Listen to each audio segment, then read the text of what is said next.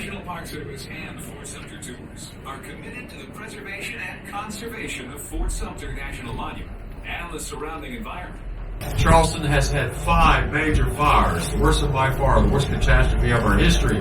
December 11th, 1861, a small trash company right behind us, base of Hazel Street on those ugly brick warehouses around the banks of the river. Was a small fire until a wind of about 40 knots makes a raging monster event.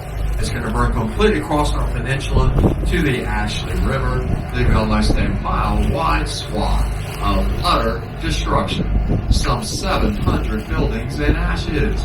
So again, good times and bad.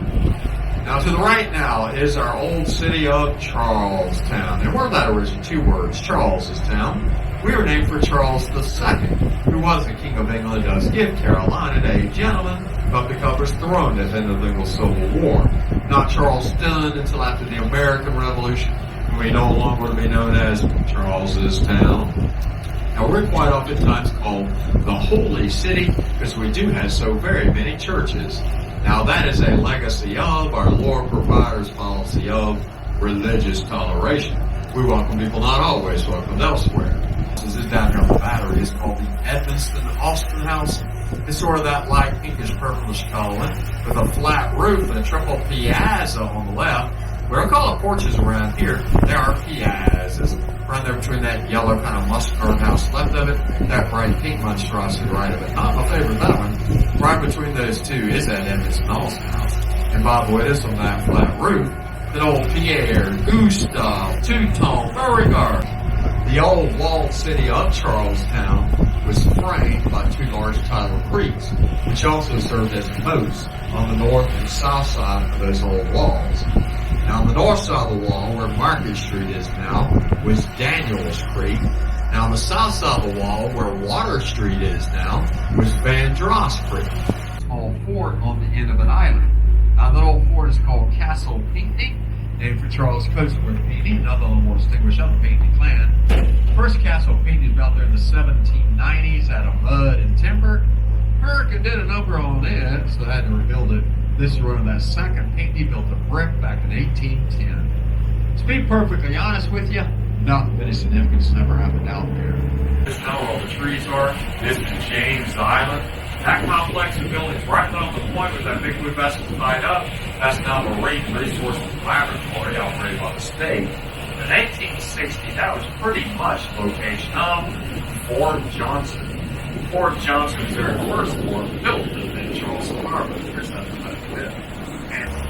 4:30 a.m., April the 12th, 1861, that first shot is fired from Fort Johnson, directly behind our competitors boat on the way out. From Fort Johnson there, here to Fort Sumter, approximately 1 mile away. That first shot was a signal of the Confederate battery surrounding Sumter.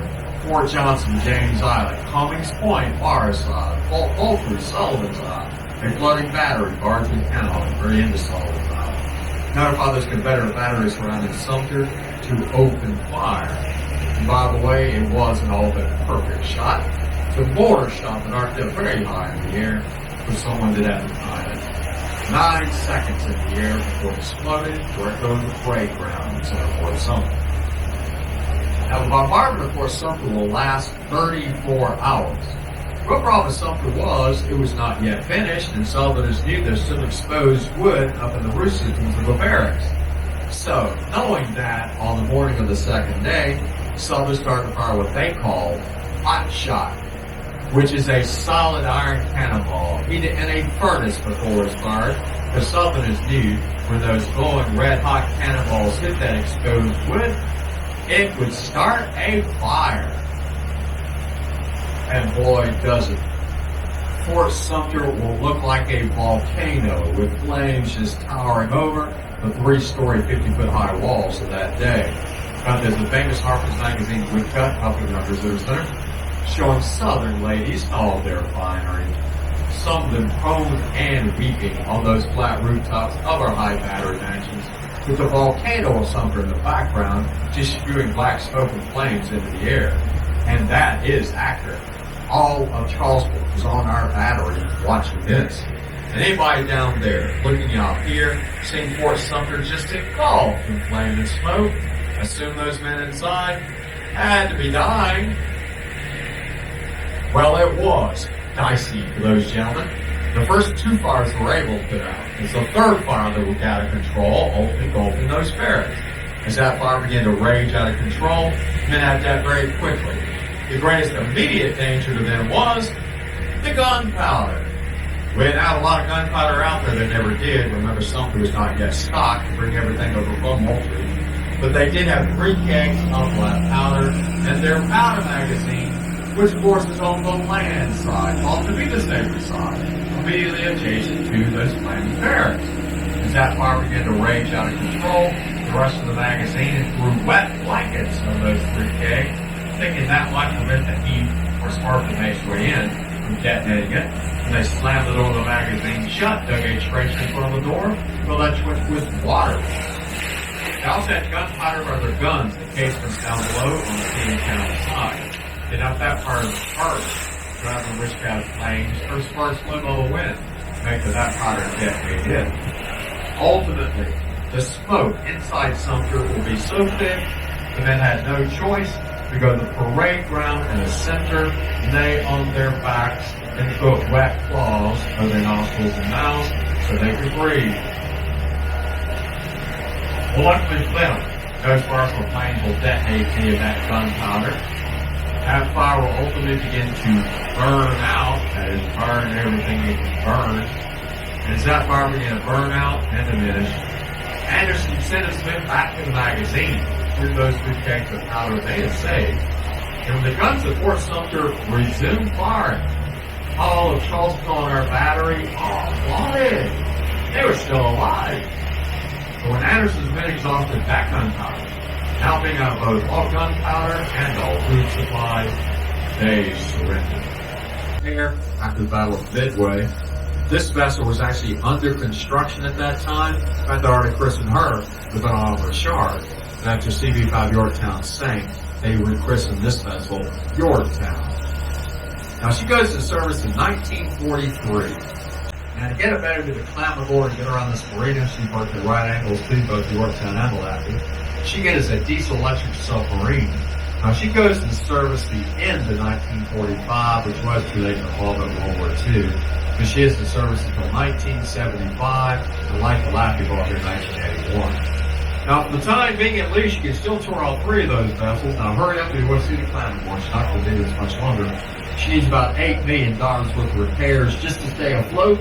Our patient point have already tried to raise that money. They could not. They're still in debt. Even when they had to refurbish the Lappy. She's short of someone with a big check setting up real quick. They're going to take her offshore and sink her for the fish, rather than have her sink where she sits. Now, dead ahead of us is our beautiful Otto Raphael Jr. Cooper River Bridge. If, like me, live over there, is Cooper, believe me, you love this bridge. And she's a far cry from what we had earlier. It's actually our 3rd Cooper River Bridge.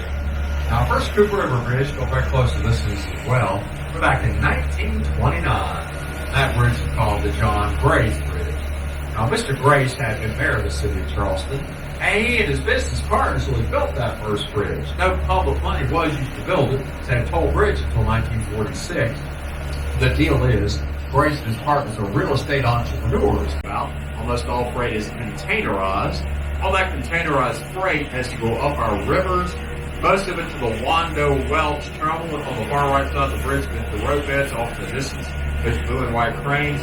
That's our biggest, busiest terminal. We have 2 other terminals further up the Cooper River, branch to the left on the bridge. All those terminals being well beyond this new bridge and well beyond where those old bridges were as well. Well, those vessels are the largest that do call here. Even in the night, Lenny Combs, just Ravenel came out of retirement, ran for our state legislature again. We want to see, back up in Columbia, he was the key figure in helping organize the South Carolina Infrastructure Bank, which does help raise and coordinate the money needed to build this bridge. Hence, we named it for him.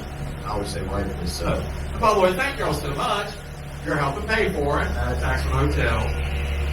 Started building this bridge in 2001, finished in 2005. It's almost a year ahead of schedule.